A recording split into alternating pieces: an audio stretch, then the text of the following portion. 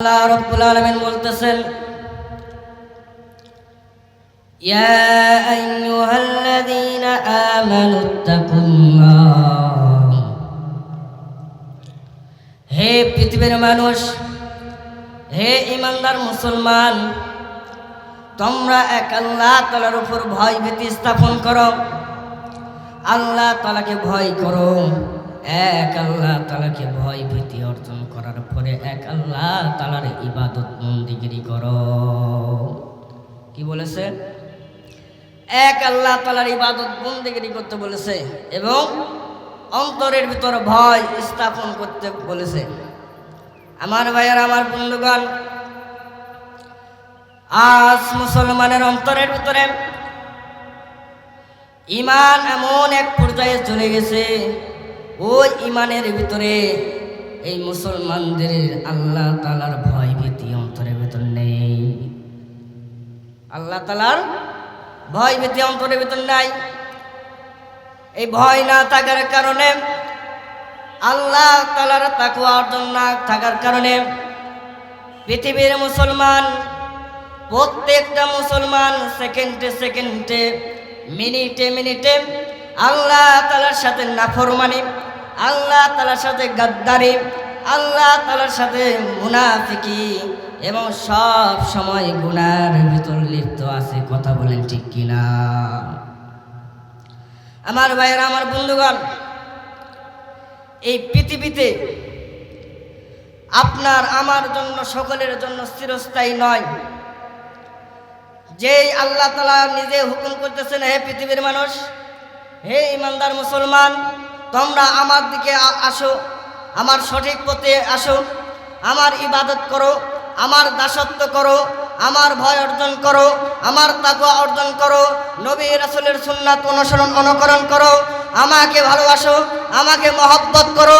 কিন্তু আজ দুর্ভাগ্যের বিষয়, আজ বাংলার জমিনের মুসলমান একজন আল্লাহ তাআলার ইবাদত বন্দেগীর ভিতরে সঠিকভাবে কবুল হয় না। কথা বলেন ঠিক কিনা?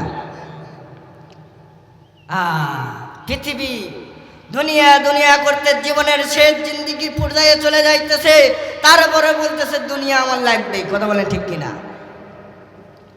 দুনিয়ার পিছনে লড়তে লড়তে জীবনের জিন্দেগির হায়াত শেষ, তারপরে দুনিয়ার ভিতরে এত মজা দিয়ে দিয়েছে, দুনিয়ার মহব্বত এত অন্তরের ভিতরে স্থাপন করেছি, যেই দুনিয়ার মহব্বতের কারণে যেই মালিক আপনাকে সৃষ্টি করলো, যেই মালিক আপনাকে তৈরি করলো, যেই মালিক আপনাকে এই দুনিয়ার আলোকিতময় দুনিয়া দেখাইলো, যেই মালিক আপনাকে রিজিকের ব্যবস্থা করে দিয়েছে, যেই মালিক আপনাকে সকল ধরনের বালা মুসিবত থেকে হেফাজত করেন, যেই মালিক আপনাকে 3 বেলা এইরকম খাবারের ব্যবস্থা করে দিয়েছেন। কথা বলেন ঠিক কিনা?